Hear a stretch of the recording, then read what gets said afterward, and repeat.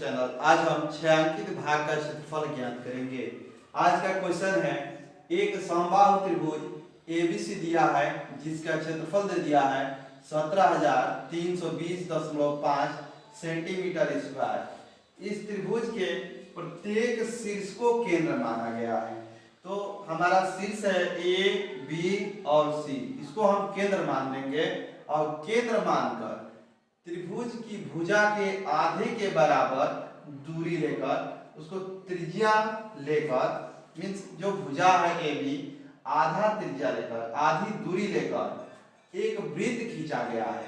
हम देख रहे हैं कि केंद्र बी से एक वृत्त है, केंद्र ए से एक वृत्त है, केंद्र सी से एक वृत्त है, खींचा जाता है। तो छायांकित भाग का क्षेत्रफल ज्ञात करना है, हमको निकालना है ये जो छायांकित भाग है इसका क्षेत्रफल।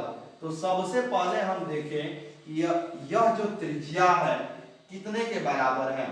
तो अगर इस त्रिज्या को हम r मानते हैं जो कि भुजा का आधा भाग है, तो दूसरा भाग भी r ही होगा।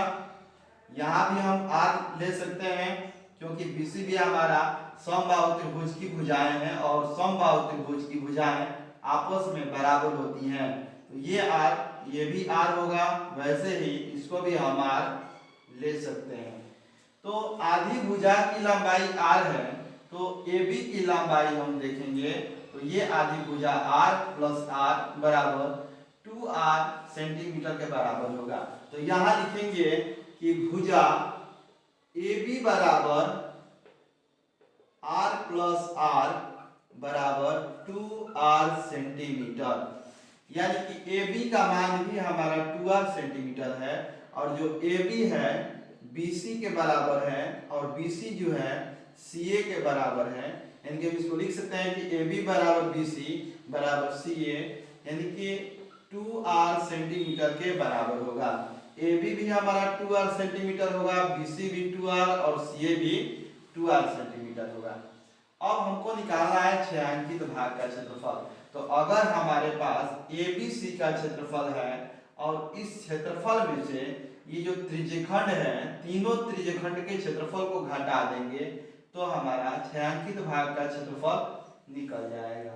तो त्रिज्यखंड को निकालने के लिए सबसे पहले हम r निकालेंगे। तो यहाँ क्वेश्चन में हम देख रहे हैं कि लिखा है कि समबाहु त्रिभुज ABC का क्षेत्रफल बराबर दिया है 17,320.5 सेंटीमीटर स्क्वायर। और हम जानते हैं कि समबाहु त्रिभुज का क्षेत्रफल बराबर होता है कड़ी में 3/4 गुणे भुजा का स्क्वायर। यहाँ हम लिख दिए कड़ी में 3/4 भुजा का स्क्वायर जो इसके बराबर होगा 17,320.5 सेंटीमीटर स्क्वायर के बराबर होगा। अब हम भुजा का मान रखेंगे और हम अभी निकाले हैं कि भुजाएं जो हैं 2r के बराबर है, तो भुजा के जगह पे हम लिखेंगे 2r का स्क्वायर है तो स्क्वायर लिखेंगे, तो 2r का स्क्वायर, इसको ऐसे हम लिख देंगे। अब 2r का स्क्वायर हम जानते हैं कि होगा 2r इंटू 2r, स्क्वायर को हम दो बार लिख सकते हैं, ये ऐसे लिखेंगे। अब हम ये देख रहे हैं 2 से कटा देंगे 2 बार, फिर ये 2 से 2 कट गया। अब ये हो जाएगा कड़ी में 3 गुणे r से r में कर देंगे तो r स्क्वायर बराबर ये हो जाएगा, ऐसे उतार देंगे इसको।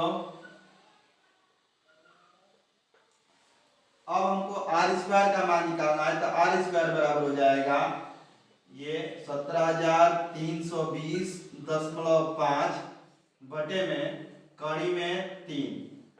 अब क्वेश्चन के अनुसार क्वेश्चन कह रहा है कि पाई का मान आप 3.14 लेंगे और कड़ी 3 का मान 1.73205 ही लेना है। तो कड़ी 3 की जगह पे हम ले लेंगे, इसको पहले लिख लिया जाए 17,320.5 और कड़ी 3 का मान ले लेंगे 1.73 1.73205 यह हमारा कड़ी 3 का मान हो गया। अब इसको हम देख रहे हैं कि कटा सकते हैं, तो ये 10,000 बार में कट जाएगा, यानी कि आर स्क्वायर का मान आ गया 10,000। तो आर का मान हो जाएगा कड़ी में 10,000, यानी कि आर का मान हम निकाल सकते हैं 100 सेंटीमीटर। यहां से आर का मान हम निकाल लिए 100 सेंटीमीटर। अब हमको निकालना है छायांकित भाग का क्षेत्रफल। तो छायांकित भाग का क्षेत्रफल बराबर निकालेंगे हम ABC का क्षेत्रफल में से इन तीनों त्रिज्यखंड के क्षेत्रफलों को घटा देंगे।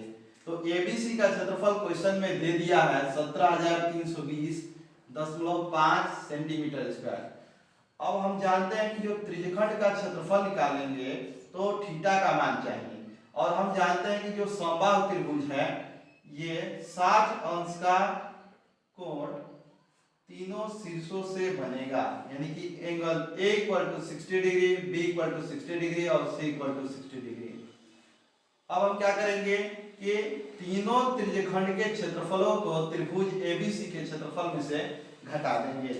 तो हम लिखेंगे कि छायांकित भाग का क्षेत्रफल बराबर, ये मिटा के हम लिख रहे हैं, छायांकित भाग का लिखेंगे कि छायांकित भाग का